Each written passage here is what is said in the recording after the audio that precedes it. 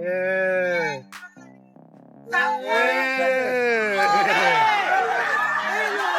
What they do? Man, things went left quick. NBA YoungBoy's massive concert tour just took a wild twist in New Orleans after what was supposed to be a victory lap turned into straight madness. After shutting down the stage, YoungBoy was spotted strolling through the streets, surrounded by a sea of screaming fans losing their minds. But then came the shocking part. A viral clip started circulating, showing him pleading with his ops not to take his life.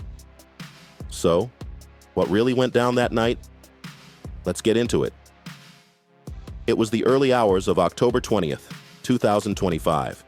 Downtown New Orleans was buzzing, but within minutes, the energy flipped from celebration to pure chaos. It was the kind of moment that showed just how wild the bond between one of the game's biggest stars and his die-hard supporters can get. No. What started as a smooth, proud homecoming for NBA YoungBoy quickly spiraled into a scene of raw tension and confusion that lit up social media. The show at the Smoothie King Center had just wrapped up, and the city was still echoing with his name. Nobody saw the madness that was about to unfold. Man, it was straight unbelievable. NBA YoungBoy hit the stage for his first Louisiana performance in 7 whole years, and the city went crazy.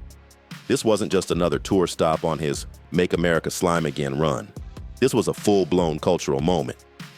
The arena was glowing green, his signature color lighting up the night as the crowd screamed every lyric like their lives depended on it. Tickets sold out in minutes because everyone knew how rare it was to see him perform in his home state. Getting him off me because he was so enraged, so we were in essence. The show wrapped up around midnight, and for a moment, it felt like everything had gone smooth as silk. But that peace didn't last long. Right after the concert, around 1 to 2 a.m., on his 26th birthday, no less, YoungBoy made a move nobody expected. Instead of heading to a private spot, he decided to take a chill walk through downtown New Orleans with just 8 people in his crew. No security, no bodyguards, no nothing. Just him, his people, and the streets. And that's when things started to take a turn for the wild. No barriers, no security line, just YoungBoy and his day ones walking freely through the same city that built him. He kicked off his stroll near the corner of Canal and Bourbon Street, right in the heart of the French Quarter, a spot famous for wild nights, flashing lights, and non-stop energy. Cameras caught him looking low-key but confident, rocking a black jacket and shades, moving like he owned the whole block. At first, it was smooth. Just a few fans running up for pictures, yelling out love, nothing too crazy. But the peace didn't last long. Word started spreading fast. Social media went nuts, clips started flying around, and in minutes, the vibe exploded. What began as a chill walk turned into a full-blown street takeover, with hundreds of fans flooding Canal and spilling over into Bourbon Street. It was total madness. People were screaming his name, shoving for a closer look, trying to touch him. The crowd got so thick that YoungBoy and his team could barely move. The streets turned into a human storm around him. That's when New Orleans police officers, already on standby for concert security, jumped into action fast. They moved in quick once they saw the crowd spiraling out of control, trying to calm down what had turned into a wild, unpredictable scene. Videos from the scene, caught by Project NOLA cameras and random fans' phones, showed pure chaos unfolding. Cops quickly formed a human wall around YoungBoy, trying to protect him from the wave of fans pressing in from every side. Around 4 to 6 officers grabbed him by the arms and shoulders, guiding, and at times literally carrying, him backward through the packed crowd toward a waiting car. The whole moment looked wild on camera. You could see YoungBoy looking hesitant, clearly not wanting to leave just yet. He kept signaling that he wanted to keep the night going, while officers focused on one thing: getting him out safe. The escort lasted only a few intense minutes, but every second looked like a movie scene with flashing lights and shouting fans everywhere. No weapons were drawn, no aggression, just police doing what they had to do to protect the rapper and keep the crowd from breaking loose.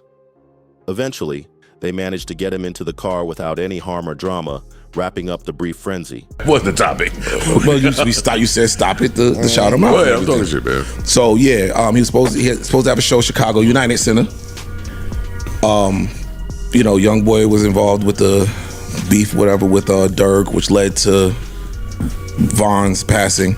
It's his first time in Chicago since. Of course, they've been all on the internet saying whatever. So the first thing happened, the Chicago Center puts out an update and says, listen, we're doing a 0 bag policy at this show. Normally at shows, they have a clear bag policy. The little book bags, the little handbag, as long as it's clear, they can see through it, you can bring that bag in. It was like, for this particular show. Later, NOPD released an official statement confirming what really went down. No crimes, no arrests. Just a wild crowd that needed to be controlled for everyone's safety. But New Orleans wasn't some random one-night mess. It was just another chapter in a wild streak that's been following NBA YoungBoy's whole tour. That Make America Slime Again run, which kicked off September 1st, 2025, at the American Airlines Center in Dallas and is set to end November 12th in Seattle, has been pure chaos from start to finish. We're talking canceled shows, crazy crowd fights, non-stop security issues, and real street tension wherever he goes. The madness first popped off early, September 10th at the Crypto.com Arena in LA. During the second show of the tour, things got ugly fast. Right as YoungBoy performed Lonely Child, a full-on brawl broke out in the stands. Fans were pushing, swinging, and going at it while 20,000 people watched in disbelief. Security had to jump in immediately, shutting things down for a few minutes before the concert finally picked back up. Nobody got locked up that night, but the footage went viral, and people started realizing this tour was different. Then came Kansas City, and that's where things hit a darker note. On September 21st at the T-Mobile Center, a 14-year-old fan reportedly attacked a 66-year-old usher, punching and kicking him in a shocking viral video. Security tackled the situation fast, detaining the teen on the spot. But that moment became one of the most talked about incidents of the tour. The elderly usher later told local news how terrifying it was. He got slammed onto his back and jumped on repeatedly, thinking the whole time he might not make it out alive. It wasn't just a scuffle. It was pure chaos that left people shaken. YoungBoy has been arrested in Utah, where he has been serving strict house arrest during legal proceedings. According to jail records from the Cache County Sheriff's Office, The venue's VP of Sales and Marketing released a statement soon after, confirming that several staff members were injured during the madness. They had to receive first aid on site before being rushed off for further treatment at the hospital. This wasn't your average concert drama. It was straight-up violence that led to quick arrests and sparked serious talk about enforcing age limits at future shows. But the biggest shock of all hit on September 24th, 2025. The United Center in Chicago pulled the plug on YoungBoy's concert just one day before it was set to go down. Officials claimed they couldn't guarantee the safety of the crowd after getting word about possible smoke tied to his long-running tension with Chicago rapper Lil Durk. Fans, who had already lined up and even made it inside, were turned away in disbelief. And YoungBoy's whole camp was furious. YoungBoy's manager didn't hold back. He blasted the United Center on social media for bailing at the last minute. Refunds were pushed out through Ticketmaster, but fans were still heated. The venue had already announced an extreme 0 bag policy. Not even the usual clear see-through bags were allowed. But even that wasn't enough to keep the show alive. After a few tense days, the Chicago stop got completely scrapped. No second chances, no reschedule, nothing. And just when people thought the storm might calm down, things blew up again on October 13th, 2025, in Columbia, South Carolina. During his set at the Colonial Life Arena, YoungBoy had to stop mid-performance after a fan kept throwing stuff on stage. He wasn't having it. He looked dead at the crowd and snapped, "This a YoungBoy show. Don't play with me tonight." Security rushed in fast, yanked the person out, and after a 5-minute pause, the concert picked back up. But the tension in the air was heavy. By that point, every city on the tour was on high alert. Local police and venue teams started rolling out new, stricter security plans, and all eyes were already on New Orleans, the next major stop on the chaos-filled tour. NOPD Assistant Superintendent Hans Ganser came out strong, announcing that over 400 officers, tactical squads, surveillance drones, and even armored trucks would be stationed across downtown and the French Quarter. They weren't playing around. Strict no-bag rules were in place, And Ganser even went public warning fans to leave the straps at home and not stash them in cars, reminding everyone about how fast vehicles get hit in the city. Even with all the madness, 4 canceled shows and countless police interventions, the Make America Slime Again tour kept rolling full steam ahead. Damn. Yeah, no bail. Identity fraud. They're really right? on his What the f are you up there doing? An He's attorney, probably using. Oh, sorry. An attorney representing YoungBoy issued a statement saying, in part, everyone is presumed innocent and he has falsely been accused in the past. Look, Rose. So look. Man, you've been posting drugs on house arrest for about 2 years, so. Yeah. We all been seeing it. Laying on the floor. The identity fraud is crazy. By mid-October, YoungBoy had already rocked over 30 cities. His fan base stayed unshakable, loyal to the bone, proving that no amount of controversy could break that bond. Commentators started giving him real credit, saying people needed to stop focusing only on the drama and start recognizing the power of his connection with the streets and the fans who ride for him no matter what. But to really understand why his shows attract that kind of wild, electric, sometimes dangerous energy, you gotta look deeper into the man himself. Behind the fame and the fame-fueled chaos is Kentrell Deshaun Gaulden, a life molded by constant legal fights and survival. He didn't choose where he came from, but those roots shaped everything that followed. Born on October 20th, 1999 in Baton Rouge, Louisiana, YoungBoy came up in a world where struggle was the norm. Poverty, broken homes, and street violence weren't side stories. They were everyday life. Raised mostly by his grandmother in a tiny Section 8 apartment, he grew up without stability. His father was locked up on a murder charge, and his mother battled addiction, leaving him to figure out survival on his own. It wasn't the kind of upbringing built for success. It was one that tested whether he'd even make it to adulthood. His run-ins with the law started young, fueled by the chaos of Baton Rouge's North Side. At just 15, in 2015, he caught a case for simple robbery after reportedly being part of a street stick-up. That landed him 6 months in juvenile detention, his first real taste of confinement. Court docs later showed the judge believed that moment could make or break him, and in a way, it did. YoungBoy would later say those months of isolation pushed him to take rap seriously, turning his fear and pain into raw lyrics about loss, pressure, and escape. But that was only the beginning. Right after getting released on his 16th birthday, he started dropping freestyles that went viral online, but trouble followed fast. In 2016, during a stop in Austin, Texas, he and 3 others got accused of firing shots from a car into a crowd, a drive-by that hit headlines instantly. The charges? 2 counts of attempted first-degree murder, a case that could have put him away for 40 years if it stuck. The case rested on witness statements and shell casings that police claimed matched YoungBoy's car, but his defense team fought back hard, arguing it was all a mix-up from a chaotic clash between rival crews. In the end, he struck a plea deal that dropped the charges down to aggravated assault with a firearm. He got a suspended 10-year sentence, spent 9 months locked up, and walked out on 3 years of probation. The shows, that's what me and you had this argument a long time ago. No, not me. Zaire was up here too. But yo, they love like the way Zaire the generation after us looked at Wayne. Zaire compared him to Tupac, and is how they look at YoungBoy though. I get like it. he's that nigga. Like they would die. By 2018, though, YoungBoy wasn't just a local name. He was blowing up nationwide. Platinum singles, huge streaming numbers, and a major deal with Atlantic Records had made him one of the hottest names in rap. But with fame came scandals, and his personal life started making more noise than his music. The most infamous moment hit in February 2018 at a Miami hotel. Surveillance footage leaked, showing a heated altercation with his then-girlfriend, Jania Jackson. The clip, which went viral instantly, showed YoungBoy grabbing her by the hair, dragging her through the lobby, and shoving her into an elevator while she pleaded for him to stop. The internet exploded. Critics and advocates called it another brutal example of toxic behavior in hip-hop, and his image took a massive hit. He was charged with battery, simple assault, and false imprisonment, spending a month behind bars before posting $75,000 bail.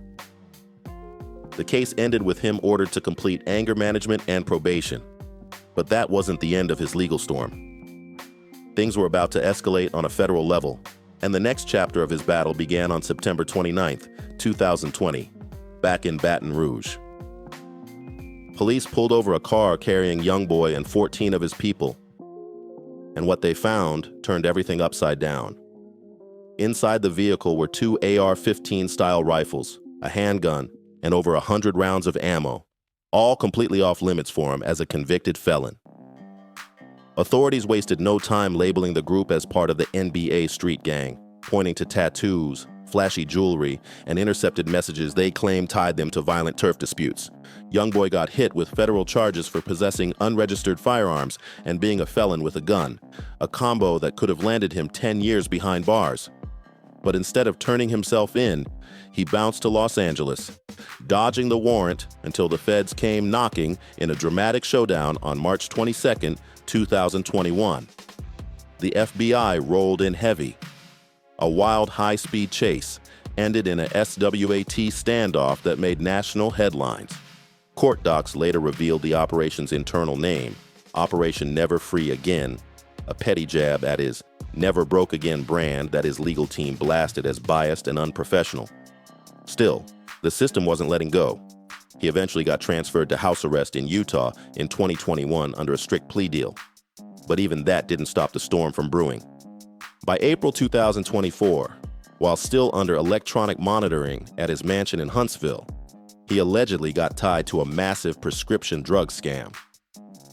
Investigators claimed he and a crew of about 20 people impersonated doctors, calling pharmacies across multiple states to order fake prescriptions for promethazine with codeine using stolen IDs and forged documents. Authorities said thousands of bottles got funneled straight to his Utah home for distribution. When cops finally moved in, they hit him with a shocking stack of new charges, so heavy that even his most loyal fans couldn't believe what they were seeing. At first, YoungBoy got slammed with a jaw-dropping 63 felony charges, everything from identity fraud and forgery to illegal pharmacy operations. It was one of the wildest rap cases in years. But by November 2024, he struck a plea deal that cut it down to 10 major counts, merging it with his ongoing federal gun case.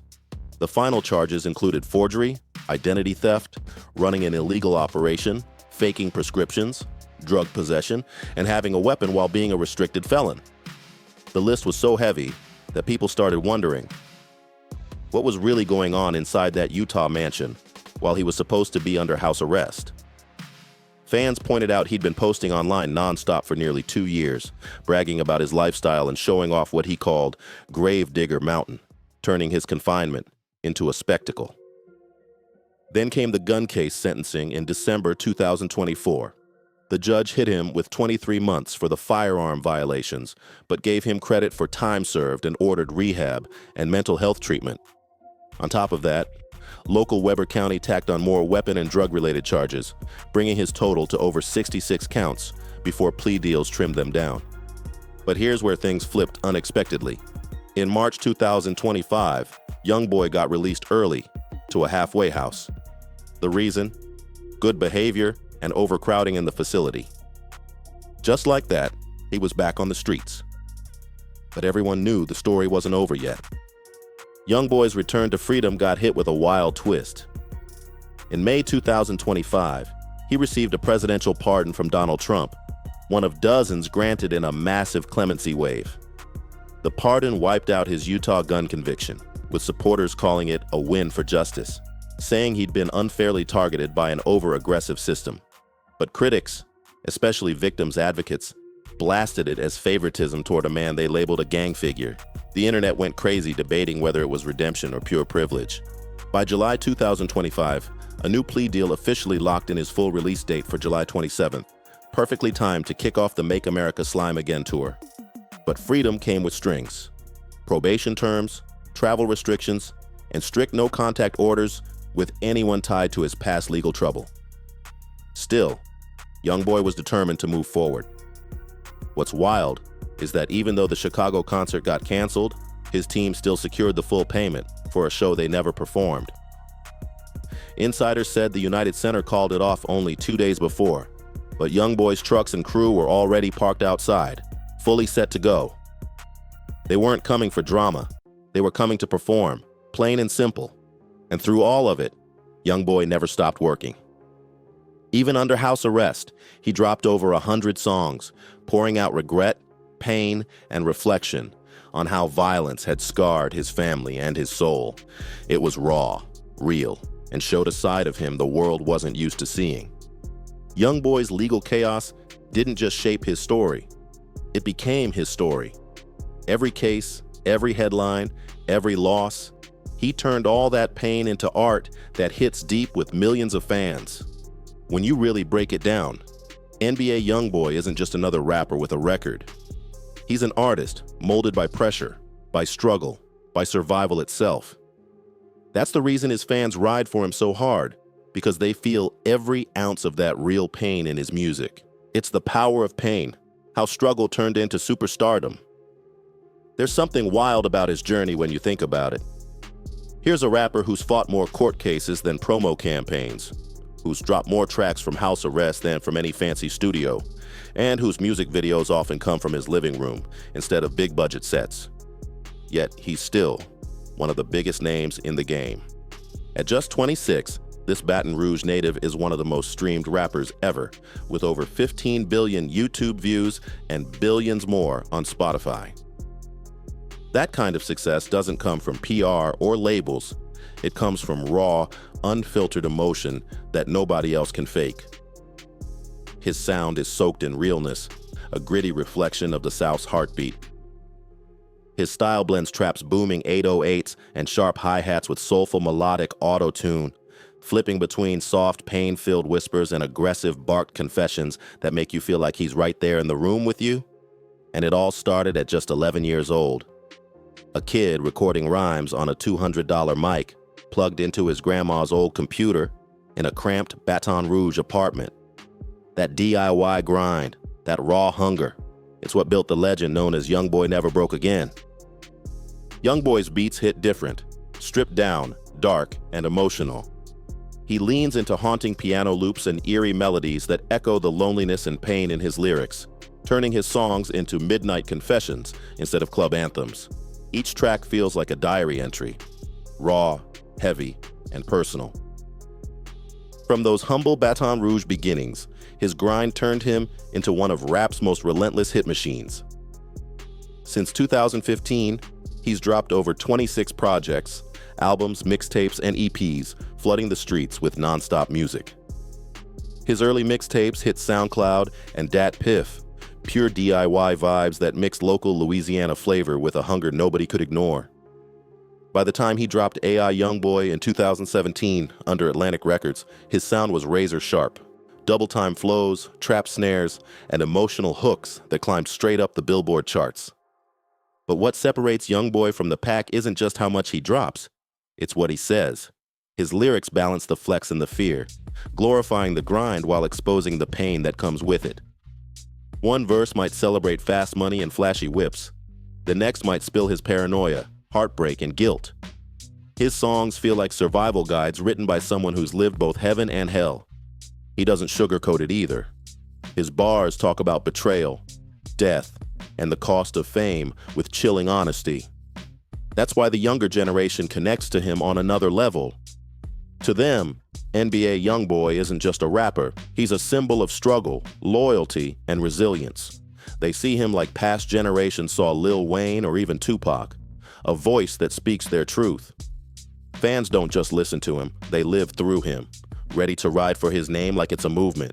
With over 10 million YouTube subscribers, mostly between 13 and 24 from the South and Midwest, YoungBoy's fan base studies his lyrics like sacred words.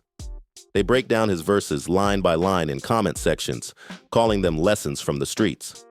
Some fans even tattoo 4KT, his crew's code, as a badge of loyalty. His signature green slime aesthetic has exploded into a $50 million merch empire, from hoodies to energy drinks, turning every concert into a runway of street fashion and pure energy. At his shows, the vibe is unreal. Fans chant his lyrics like gospel, especially during Make No Sense, when the entire arena screams, "Slime," in unison. It's like a ritual release of everything they've been holding in. And that night in New Orleans on October 19th, things hit different.